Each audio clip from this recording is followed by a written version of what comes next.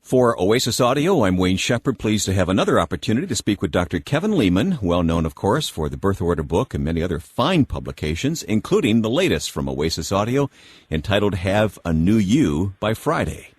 And Kevin, you've done it again. You keep adding books to your library that have your name on them.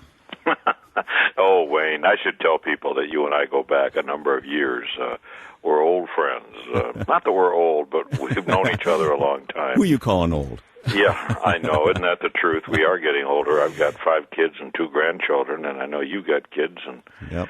we're going to be chasing those grandkids from one end of the earth to the other. I have a feeling that's true, yeah. Now, Kevin, Well, you've admitted openly that you barely got out of high school, and now you've got all these successful books. You're giving a lot of hope to some underachievers all over the world. You know that, right? Well, I hope so. You know, I was a kid that was written off in life. My high school counselor, who's still living, by the way, said to me when I asked him if he could help me go on to college, onto a university, he pulled his glasses down on his nose. He looked over the top of his glasses and he said, "Leman, with your grades and your record in this school, meaning disciplinary record, I couldn't get you admitted to reform school." He pushed his glasses back, went back to his busy work. And yet, you know, Charlie Massino, my counselor, had every right to say what he said. I had SATs that were at the 0 percentile. Now, if you don't understand mathematics, folks, let me tell you, that means 100% of the people who took that exam did better than I did. Yeah, 0 is 0, sure. 0 is 0. They give you 200 points for showing up. And so I was written out. I had a sister who was perfect and still is. She would still put newspaper under the cuckoo clock if you gave her the opportunity. I had a brother who is now retired clinical psychologist and quarterback on the football team, very well liked, voted best looking in his class, and all those silly things we used to do yet and yesteryear. Then there was me.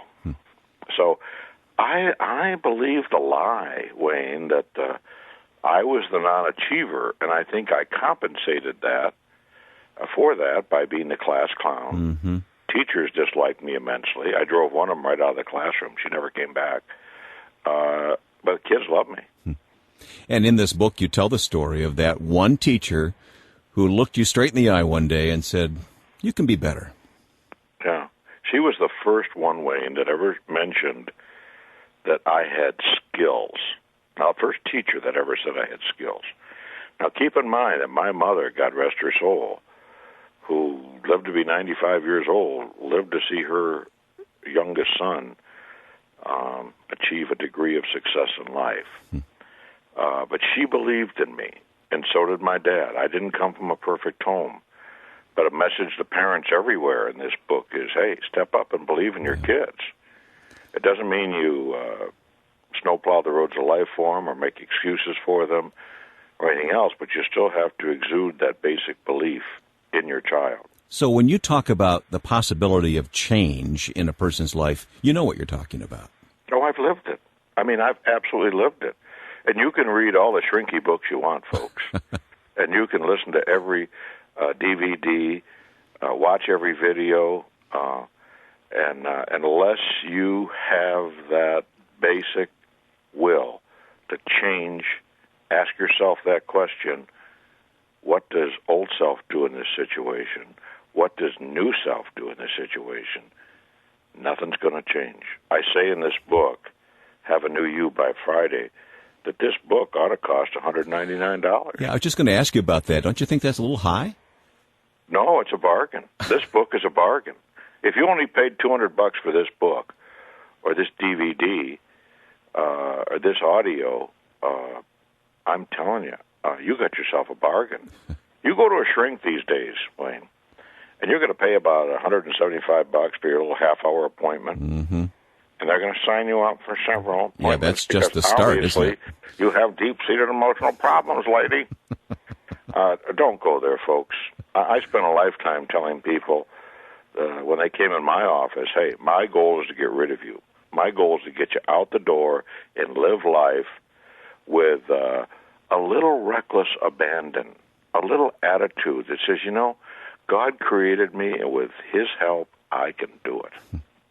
Well, Kevin, we're going to let the book speak for itself, and it does so powerfully, Have a New You by Friday. But in a sense, we're always changing, and I know that you're still changing. I mean, you've been doing a lot of crying lately, haven't you? Yeah, I walked my daughter down the aisle Saturday. Oh, boy. And just last night, I'm speaking days now, this is about 5 days removed. We showed just a little video that we showed at a reception of her and Josh growing up. I cried all the way through it. I mean, I start talking. See, I'm starting to tear up now just talking about it, Wayne. I'm such a wuss. But here's what people need to understand, that, you know, you get these kids, and they come into on this earth, without a stitch of clothes on. They're totally dependent upon you. And you mold them. You mold them. And, you know, you teach them at the knee when they're young, and they grow up, and, you know, you go through the rolling eyes, and maybe some of them got a little spunk and talk back to you from time to time, and they need some discipline. Well, discipline equals love. But the reality is that they grow up, and what we want them to do is to fly away and do life as it should be lived. Mm-hmm. And what we're happy about is these 5 kids that we have love each other, and they love us. It doesn't get better than that, and they're all kids of faith. So we're just extremely pleased. But anybody who knows me knows that I do things personal. I have my own Facebook. People like me have people who do their Facebook for them. And I do my own. No ghostwriting for you, huh? No, I bang it out all myself. I would admit I've got I'm counting editors as we speak, 3 editors, and I've learned to use those editors. Editors are great. They're a gift from God, right? Oh, they do. They know what a dangling participle is. I mentioned that once to a woman. She slapped my face. So there I go, entertaining again. See, it goes back to, and this is what I want people to see, is that indelible imprint that mom and dad put on you, and yet in your home, in your birth order, your private logic, and that's something I talk about and have a new you by Friday. Each of us have a private logic. Mm-hmm. I only count in life when I win. I only count in life when I dominate. I only count in life when I control. Now, when I say that to you, Wayne Shepherd, I'll bet personalities that you've worked with over the years pop into mind. Oh, boy. How much time you got? Yeah, the controller, the dominator. I mean, I won't name names, but you know who I'm thinking. I'm tempted to name names, but I'll hold back. Yeah, exactly. And so this life theme that we have turns out to be a lie. See, I believe the life theme, or my private logic was, I only count in life when I get attention. Well, you know, if people looked at my feet on Tuesday of this week, I was interviewed in New York by George Stephanopoulos. Good Morning America. Good Morning America. And, of course, they look down and they see the striped wild socks. I always wear wild socks. Always. You got to have that attention, right? You know, even though I've grown up and I've sort of gotten by all that, and my life changed, thank the Lord, through coming to terms with His Son, those strains still remain. My litmus test, when I go to New York and I do a show like The View or Fox and Friends or any of them, is do I get the jaded cameraman or woman to laugh? That's the test, yeah. And if I can hear the staff, you know, the crew laughing in the background, then I know that I've connected with people, because they've heard everybody. I mean, I'm just a chubby psychologist from Tucson, Arizona. Why would they care about me?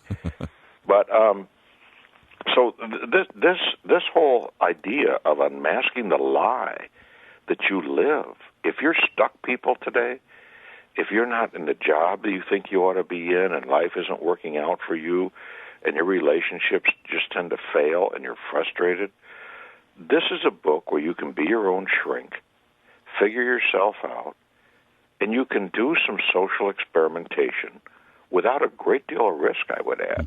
And you can do it all by Friday. Yeah. Amazing.